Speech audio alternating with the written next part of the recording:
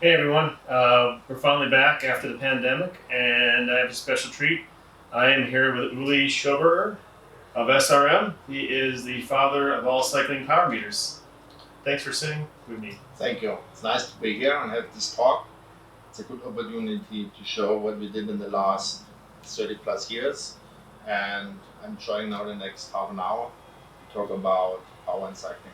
Nice. Yeah, I'm a nerd, so I'm looking forward to it. It seems as though a lot of the brands have come into power meters in the last 5 years. Some of them are not going out of it. Yeah. Whereas SRM has always been about power. You and SRM are synonymous with power and accuracy, reliability, and durability. Um, what caused you to originally develop a power meter? Yeah. I was a cycling too, like a lot of guys in my age, 15, 16, 17 years old, want to train, watching the Tour de France. And I was really focused at that time to learn all about training. And I came to the conclusion, okay, to train better at the end, you need to measure your performance, your power, because this is why you train. So you train to get stronger, and the value in cycling is more or less the power, and the power is measured in watts. So the thinking was, okay, you need a device on your bike for your daily training where you can measure your performance. And then at the start, I had to think about, okay, on the bike where you can measure the best power, because to measure the power, you have to measure two values. One is force or torque, and the other is speed or angular velocity. And on the bike, you put your load on the pedals, then you have the cranks, then you have the chain rings, and then the rear arm. I tried first measuring on the pedals and on the cranks, but the disadvantages of pedals or cranks that you have two spots where you measure, and you have to combine the data, transmit the data. And I came to the conclusion at the end to measure the power in the spider, because this is the first point on the bike where left and right side are added and already insulated the not wanted forces.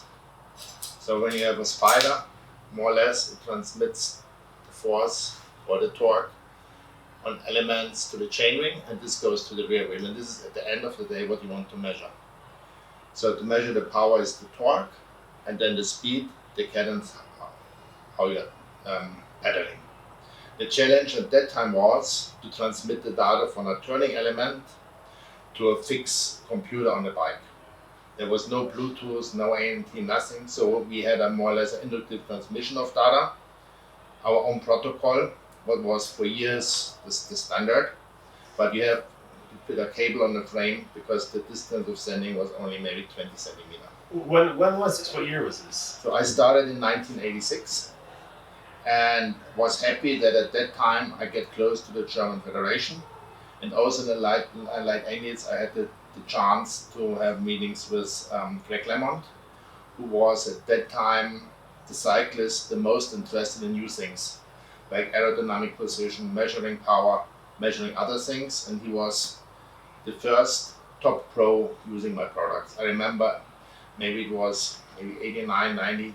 He did the whole Giro d'Italia with a power meter. I got all the data, so it was very interesting to see at that time what pros did in stage races.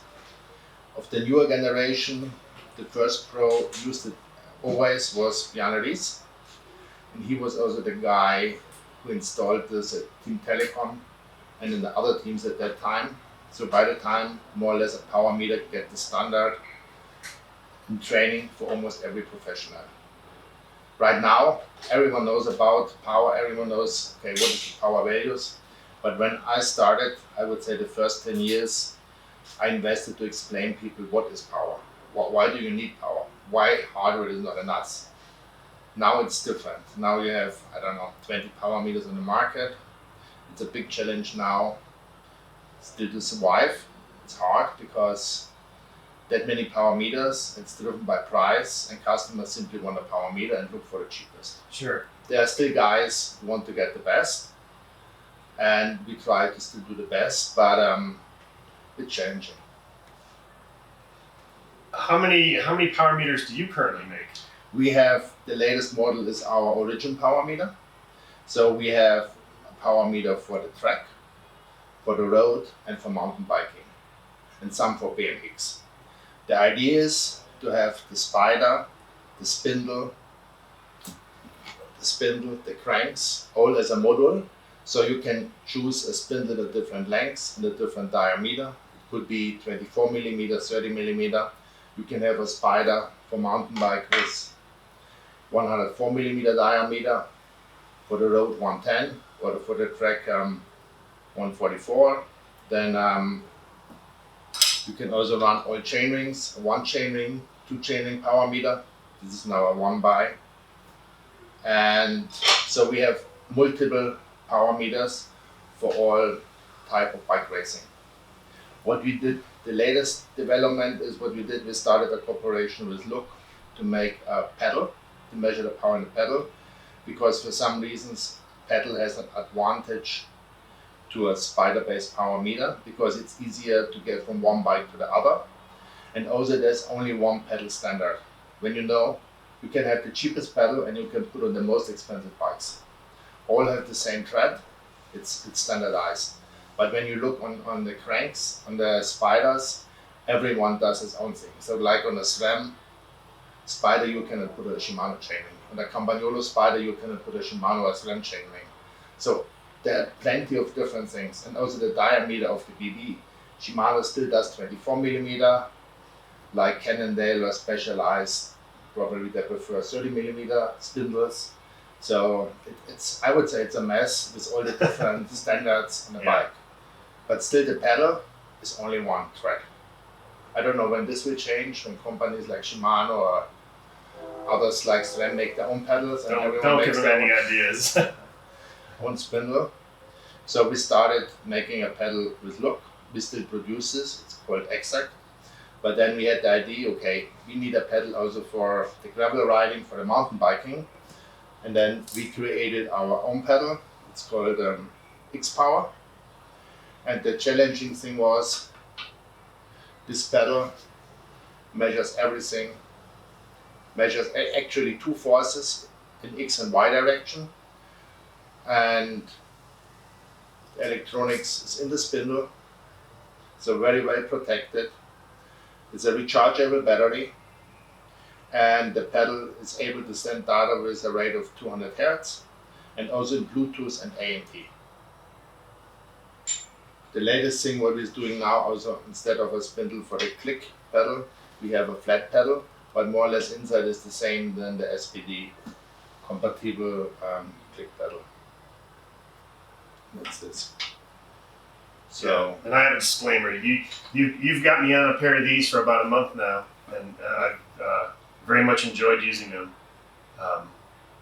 It's interesting to be able to ride my trail bike and see power, which I haven't had before. So I think there's a market for these, going for enduro and gravity riders who are serious about their training, as well as what you mentioned to me. If someone wants training, good for spinning. Yep. Even put it on an e-bike to see what you're actually doing and not need the click pedals. And I like also to have normal shoes or maybe running shoes and go on a normal bike than always to put on the cycling shoes with the cleats. Sure. It's sometimes more comfortable to have something easier to use in the daily use. Agreed. So what's the most challenging thing about doing the pedal versus the spider? Okay, for the spider, you have only one spot on the bike where you measure and you transmit the data to one head unit. The challenging thing is on a pedal, you have two pedals. And also on the pedal, you have multiple forces. So you have forces in tangential direction, radial direction. But what you need to measure at the end is only the tangential force. So you need to know what is the angle of the spindle to the crank. Then you need to know the position of the crank to have the right, left and right side balance. And also the challenging thing is to transmit the data from the left to the right pedal to the head unit when you run the whole thing on the ANT. With Bluetooth, a more modern protocol, you can pair both devices independently to the head unit, what makes it sometimes easier. But this is always more difficult to use, I would say, a pedal than a power meter. But also for the reliability, a pedal is much more exposed than a spider. In a bike crash or a mountain bike ride, the pedal is always the first thing that hits the ground. And I would say probably the lifetime of a pedal is much less than a power meter. We have customers that use the same power meter more than 15 years. Wow. And I think a pedal pair could not survive 15 years on a bike if it's ridden every day. I know at professional teams they use usually 4 pairs per person per year. Wow. And I know professionals that use the same power meter for 5 years. But you know how long is the lifetime of a pedal.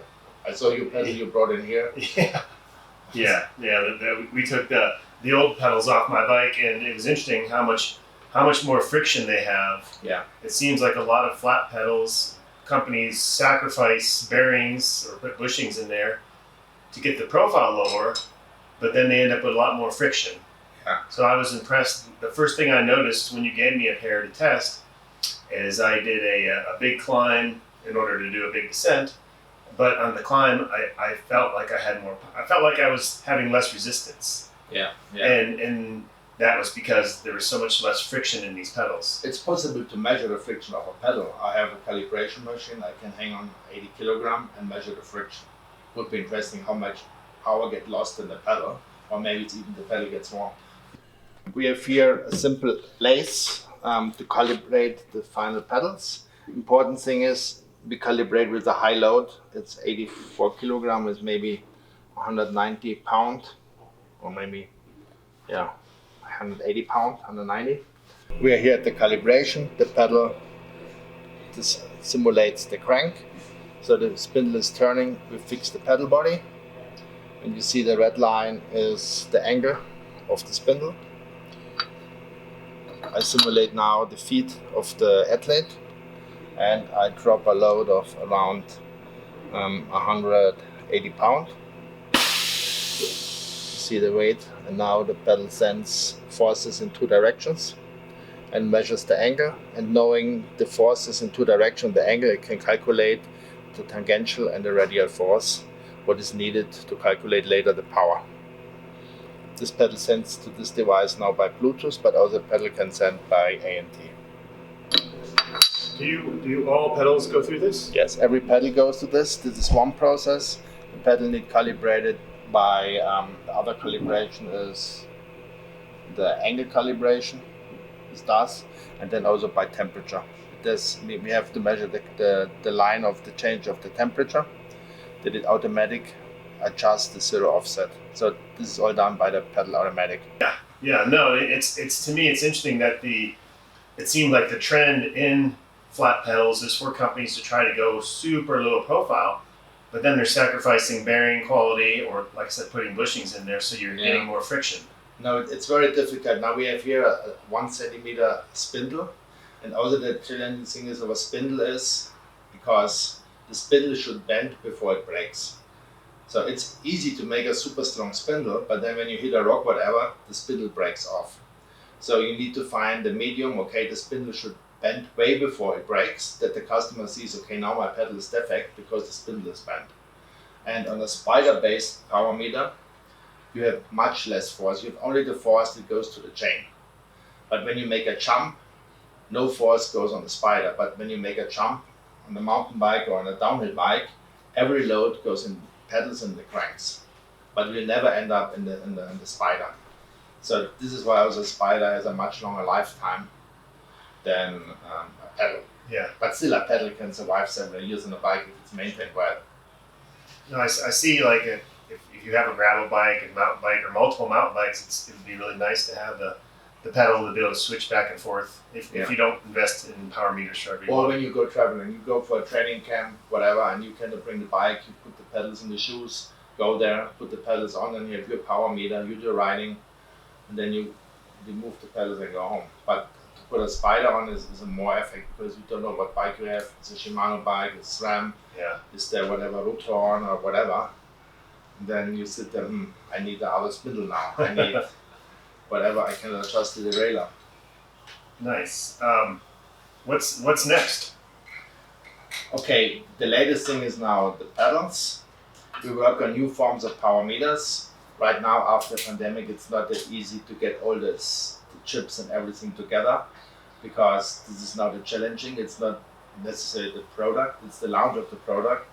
Knowing we get now all parts in that quantity we need. Because if you launch something now and tell this is the new stuff we want to do, and then you know, oh, we cannot get the parts for the next half year. This would have a bad effect on the products we are selling now. So, but we work on new stuff, like the similar possibilities we have on the pedals and the Spider, and also for the upcoming winter, we make also our indoor trainer and this stuff better, because right now everyone asks about in the winter. We need a device that speaks with Swift. We want to do more indoor riding.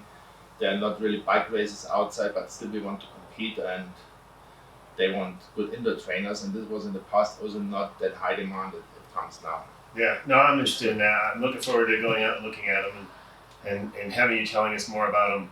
I watched a little bit of the Tour de France, and I see that the leader is running SRM. Yeah, right now it's not like 10 years ago that we had 120 guys at the Tour de France using our products.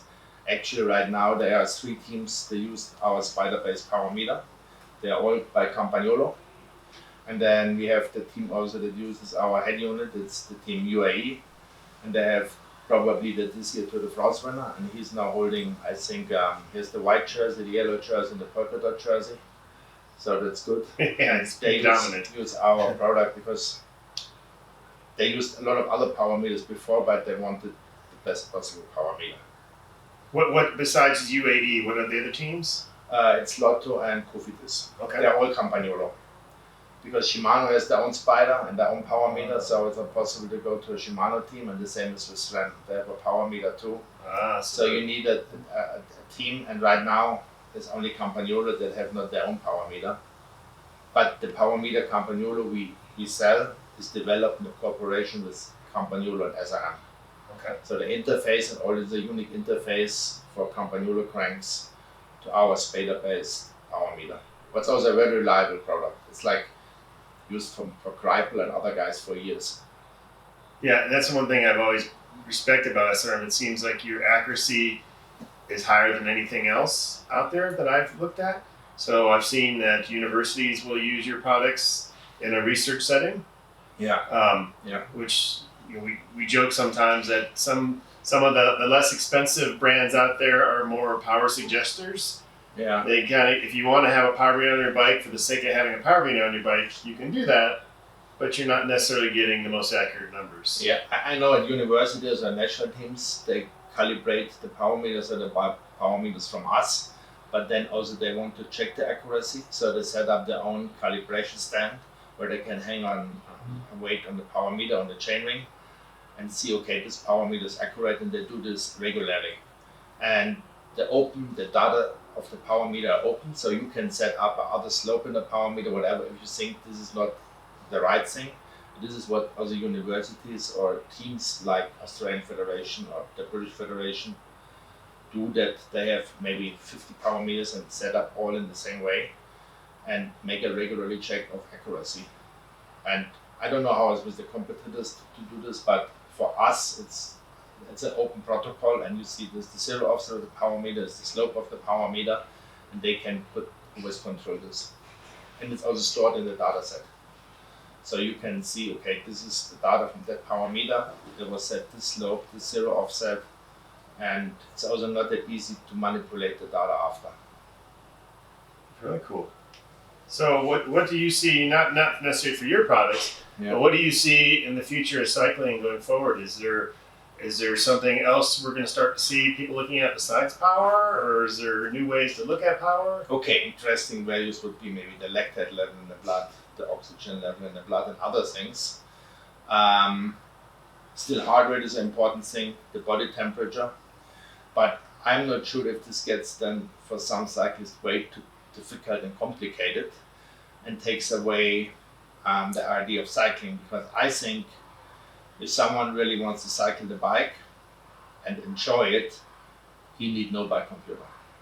He says, I have time now 2 hours, I ride with my family, I have a stressful job, I ride with them and do not want to be controlled by a device.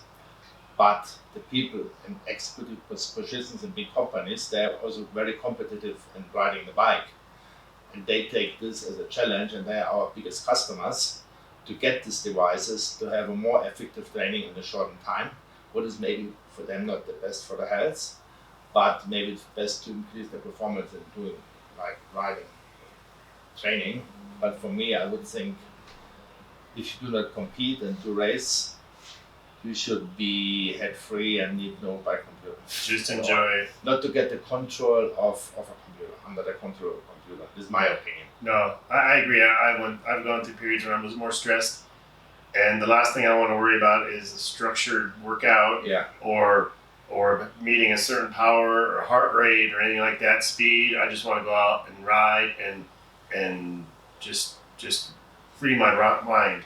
It's even also nice to ride and even have a computer on and later look on the data and see, I did this climb with that wattage, but not necessarily in the training try to match a certain power number to do this. It's nice to look after on a map, okay, this is my GPS, I wrote up there and there, and this is the power what I needed, and take this as a game or to enjoy, but not to be the slave of your bike computer. Yeah, it's good point. What a lot of pros are. I know this. I know a lot, and they really so focused on the training with the intervals, with the warming up, with everything, and gets totally stressed out if something is not functioning or working, that they cannot even train. And I think, I don't know, this gets maybe too difficult. I don't know if I should mention any names or not, but I know we talked maybe a week or two ago, and you were telling me about one former Tour de France winner Yeah. who wasn't necessarily on a team that uses SRM, Yeah. but was reaching out to you for. Yeah, he bought 4 or 5 power meters for him to have at least the correct data to come back to a level where he has been. And he wanted at least reliable data he could compare with the old data. It says, okay, this is where I am, this is what is missing. It's sometimes nice to know, even if a power meter, let's say I'm a weak guy and I go in a group with strong guys, and then I try to stay with them on the climb. I measure my power and I see, okay, I'm just doing whatever, 350 watts, and after 5 minutes they drop me because I cannot do 400 watts. Then I know, okay, I need at least 50 watts more to go with that guys. Because also when you go with them, you see your power, you know, okay, they have more or less the same weight I have, or 5 kilo less or 10. Then you say, okay, 10 kilograms is around maybe 50 watts. You can see, okay, I'm missing that amount of power. And then you know, okay, the maximum when I train hard, I can increase maybe 10 watts in 2 weeks, 15 watts. But to make a jump in 50 watts in a week or 2 weeks is almost impossible. So, and the more you get to your limit, the more difficult it is to get a little bit better. And it, right away, if you do them too much, then you see, oh, now I get worse. Maybe I train too much. I need more rest. And when you have the data, it's easier to control this training. Yeah. But sometimes it's better also if an outside person looks at the data, neutral, and tells you what to do than when you analyze your own data. Because I think for the most people who do this, they think they do not enough. They should train harder and do more. But if someone outside tells you, okay, today I have a rest day, it's better for you, then you have maybe a less bad feeling not to have a day without training.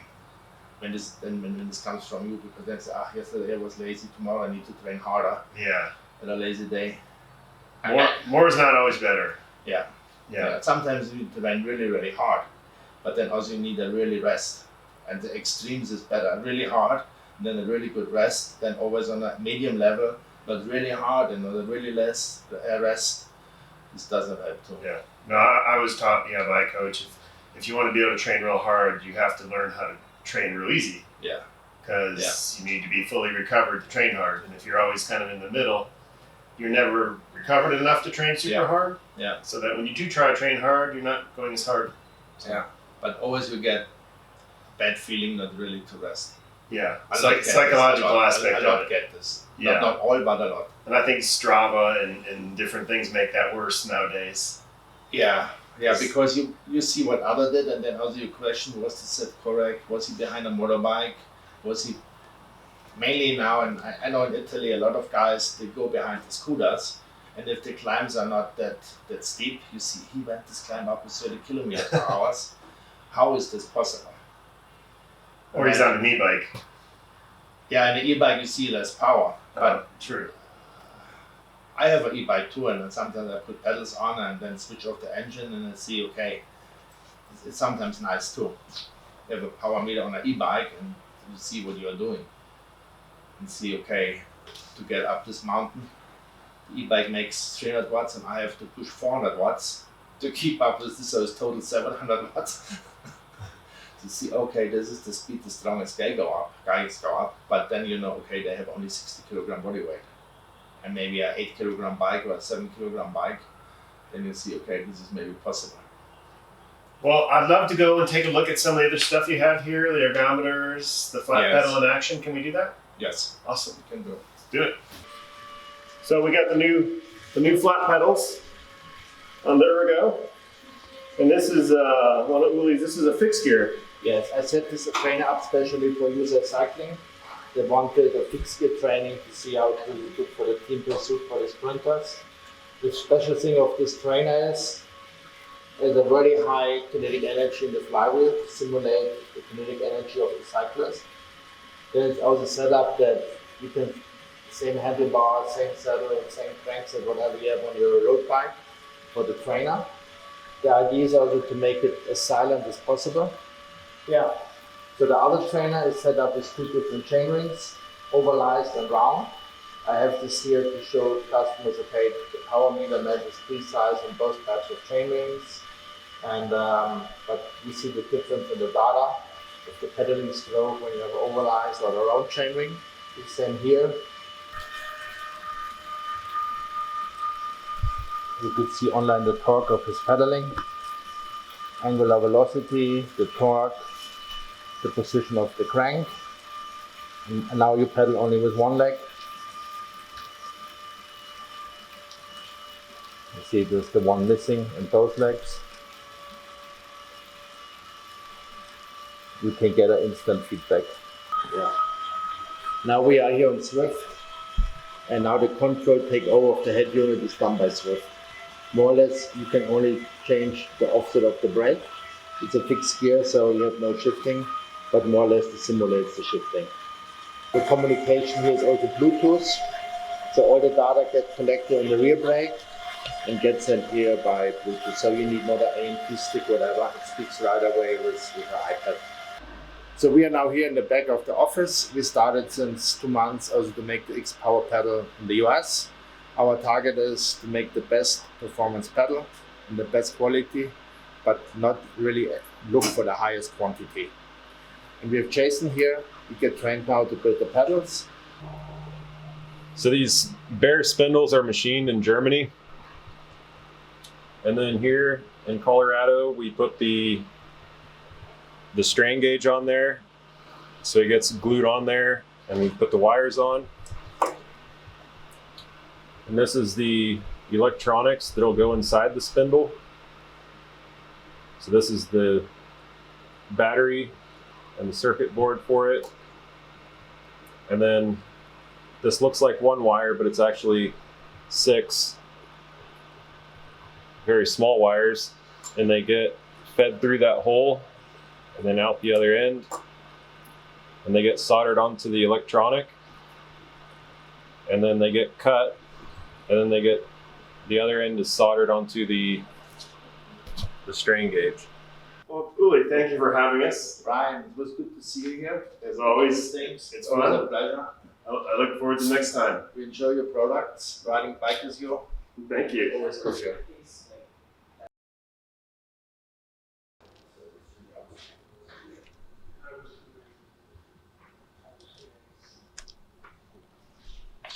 So what was Power Control 1? Power Control 1 is not here. There only were 2 Power Control 1s. And one is missing and one is in Germany. We have here Power Control 2. But this was already used. It's only the housing. Already from the East German national team on the 100-kilometer roads. But the really one used by a lot of professionals was Power Control 4. So this is the first one Lance Armstrong uses and other cracks at that time. And then later we had the slower model. And of this model, I think the best time we had 120 people in the Tour de France using this bike computer in different colors. Yeah. Right now the latest is Power Control 8. But the last years we focused more on making the pedals and trainers and other stuff. So even in the past we made a power meter running with solar panels. But at that time the biggest challenge was to get a reliable battery to store the data. Probably we should try again doing something like this. Recharge the battery with solar energy. Also we have here old track power meters. Here with 2 chainrings, normally they run 1 chainring. And we made also power meters special like for Team Telecom design or also for other teams with a special sticker. This is an old track power meter. Actually this is power meter, I think number 82. So this is number power meter 82. Probably built 1900, maybe 89 or 1988. So it's pretty old. At that time everyone was square spindles. So till more like the Octalink and other spindles get more popular. But for the start of the Shimano company, they had the 4 square.